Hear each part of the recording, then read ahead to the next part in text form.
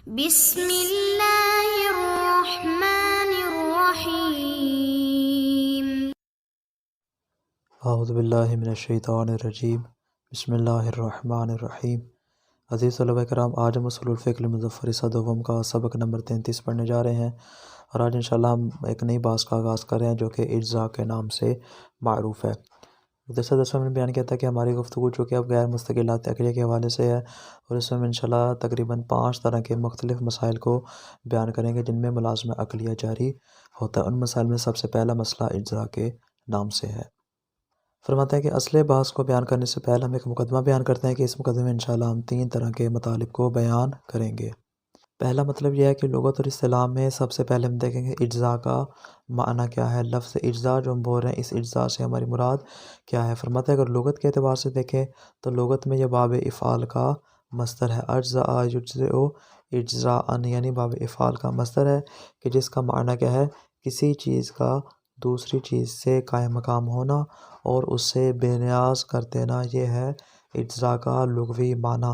لیکن اگر اصطلاح میں دیکھیں تو فرماتے ہیں اصولیوں کی اصطلاح میں اس کا مطلب یہ ہے کہ متعلق امر کو اس انداز سے انجام دینا کہ جس سے غرض مولا حاصل ہو جائے، اس طرح کہ وہ امر کے سقوط کا موجب بنے اور اس کو دوبارہ امر کو انجام دینے کی ضرورت نہ ہو، چاہے وہ اعادہ کی صورت میں اگر وقت کی صورت میں ہے، یا وہ قضاء کی صورت میں اگر وہ خارج از وقت ہو، یعنی اس طرح کا دوبارہ اس کو انجام دینا، دوبارہ اس کا اعادہ کرنے کی وہاں پہ ضرورت نہ ہو، بلکہ وہ جس انداز سے مولا نے اس کو کہا تھا، اگر وہ اسی انداز سے اس عمل کو بجا لاتا ہے کہ مطلوب مولا حاصل ہو جائے، تو اس عمل کو ہم اجزاء کا نام دیں گے۔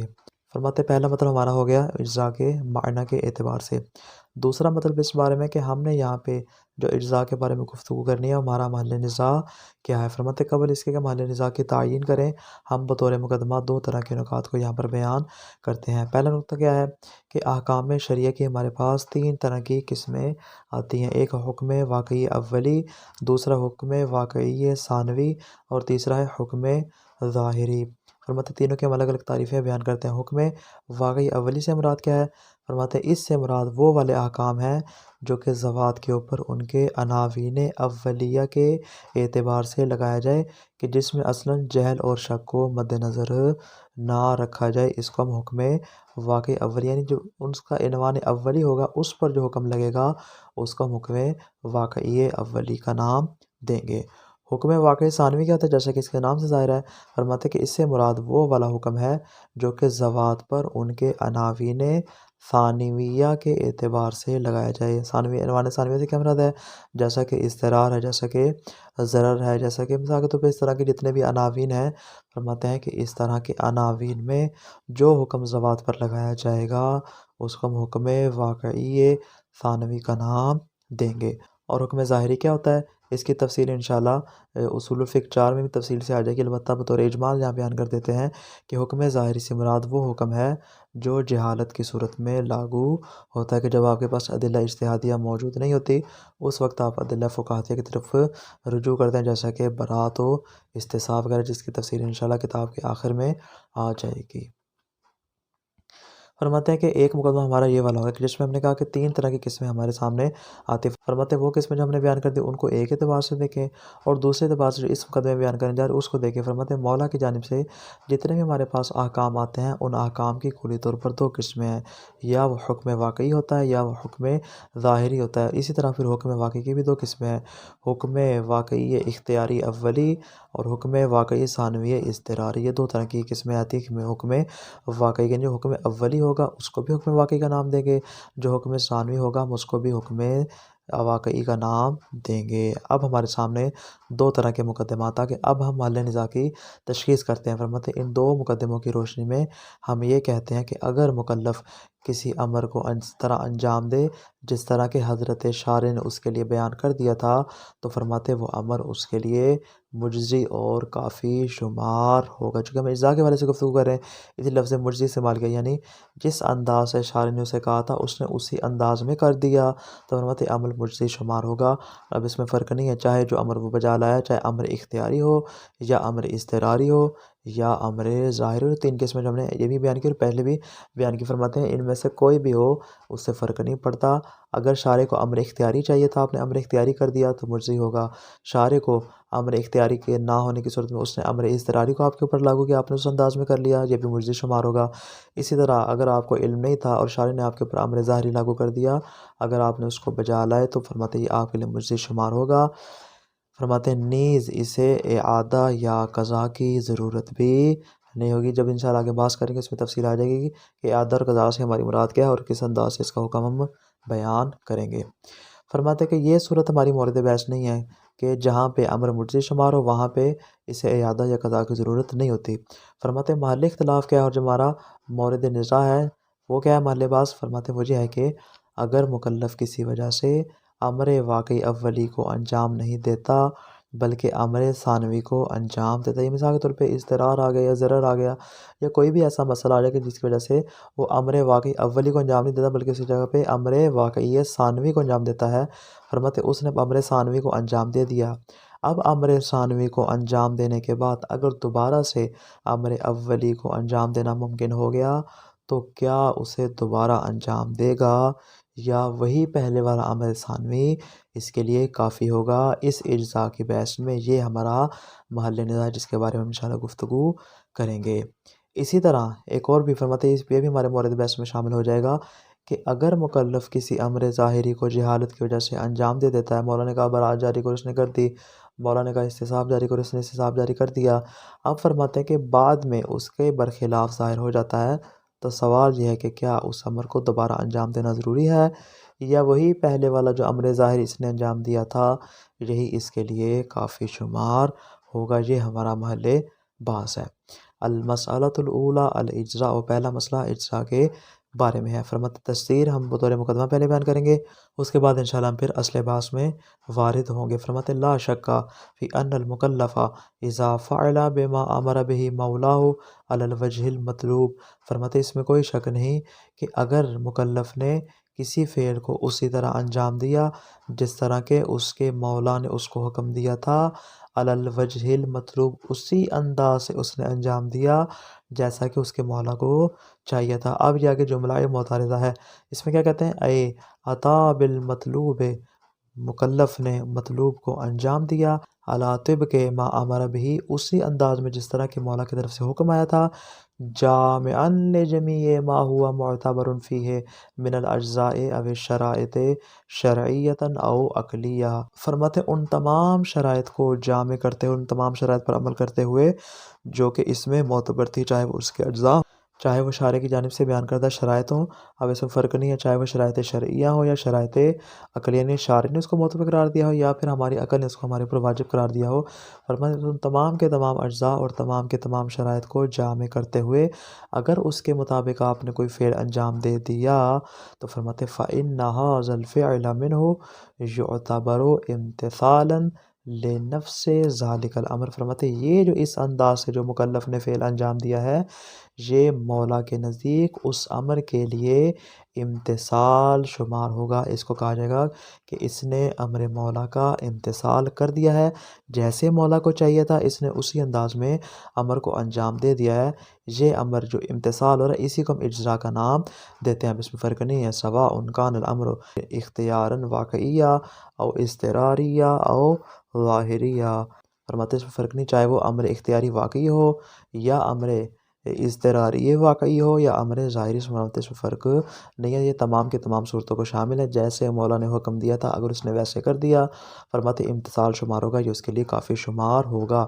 ولیس فی ھذا خلاف، فرماتے ہیں کہ اس میں کوئی اختلاف نہیں ہے، سارے کے ساری اس بات پر متفق ہے. او یمکن ان یقع فی الخلاف، فرماتے ہیں یا ایک اعتبار سے ہم اس میں اختلاف کو کہہ سکتے ہیں. وہ کون سا امکان ہے؟ فرماتے ہیں اس امکان کو انشاءاللہ بھی آگے بیان کر رہے ہیں. وہ امکان کیا ہے؟ فرماتے ہیں وَقَضَى لَا شَكَّ وَلَا خِلَافَ فِي أَنَّ هَذَا الْامْتِثَالَ عَلَى تِلْكَ الصِّفَةِ يُجْزِئُ. فرماتے ہیں کہ اس میں کوئی شک نہیں کہ اگر اس صفت کے اعتبار سے مکلف مولا کے امر کا امتثال کر دیتا ہے تو یجزئ، یہ مجزی اور کافی شمار ہوگا. پہلی بات وَيُقْتَفَى بِهِ عن امتثال آخر، فرماتے کہ یہاں پہ کسی دوسرے امتثال کی اس کو ضرورت نہیں پڑے گی۔ کیوں؟ لأن المکلف حسب الفرض، اس لیے کہ جو حضرت مکلف ہے قد جاء بما علیہ من التکلیف علی الوجہ المطلوب، جس طرح مولا کو چاہیے تھی اس مکلف نے تکلیف کو اسی انداز سے انجام دیا ہے جب انجام دے دیا ہے، فرماتے وقفا، یہی اس کے لیے کافی شمار ہوگی، اب اس کو دوبارہ نئے سرے سے اس کا امتثال کرنے کی ضرورت نہیں ہوگی۔ یہ ہو گیا ارسا کا تفصیلی طور پہ معنی۔ وحینئذ، جب یہ صورتحال ہے کہ اس نے اسی انداز میں امر کو انجام دے دیا، یسقط الامر الموجہ الیہ، فرماتے وہ والا امر کہ جس کی جانب یہ متوجہ تھا اور جو امر یہاں پہ بیان کیا جا رہا تھا وہ امر اس کے ذمے سے کیا ہو جائے گا؟ ساقط ہو جائے گا، اس نے اپنی ذمہ داری ادا کر دی ہے۔ کیوں؟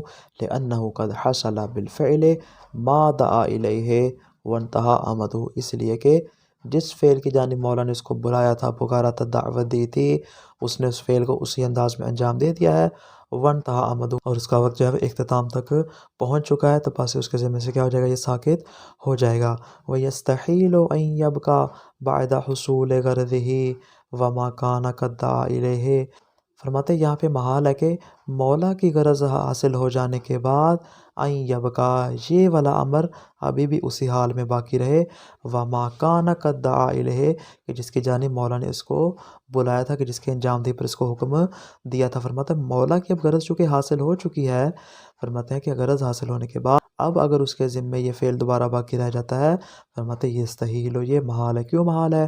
لانتہاء آمد دعوت ہی، اس لیے کہ مولا کا جو مقصد ہے وہ تو پورا ہو چکا، اس نے اسی انداز میں انجام دے دیا، بحصول غایت ہی الداعیت الیہ، جس غایت کی جانب مولا نے اس کو بلایا تھا، آمادہ کیا تھا، تیار کیا تھا، اس نے اسی انداز میں اس کو انجام دے دیا ہے، فرماتے یہی کافی شمار ہوگا، اب دوبارہ سے فرماتے اس کے ذمے کوئی چیز باقی نہیں ہوگی۔ الا کا مطلب کیا؟ ہاں ایک مورد میں آپ کہہ سکتے ہیں کہ اس کے ذمے اب بھی کیا ہو؟ فعل کو بجا لانا ضروری ہو۔ وہ کون سا مورد ہے؟